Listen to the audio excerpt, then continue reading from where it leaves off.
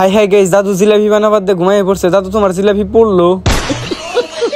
Hello, এটা হইলে হাউলিরা শেহার part 2। আর এই পার্ট 2 প্রথমে আমরা দেমু খিচুড়ি খাওয়া, কারণ সারা রাত মেলায় ঘুরতে ঘুরতে আঙ্গুলায় গেছে খিদা, তার জন্য পরে করে খিচুড়ি হোটেলাম খিচুড়ি খাবার। আর এই হোটেলে বলে 70 টাকা লিমিটেড খাবার দেয়, তার জন্য আমার বন্ধুরে কইলাম নিজের হসুবাড়ি মনে করে দিয়ে উঠালাম। তারপরে আমার বন্ধু 9-10 প্লেট খাওয়ার পরে কি কয় সম্পত্তি খেয়ে এবার পার্টনারের লগে ওখান দোকানে গিয়ে ডর করে কবে যে কোন দোকানদার বাইন্দা পিটাবো। तू मेरे से प्यार करती है या नहीं करती?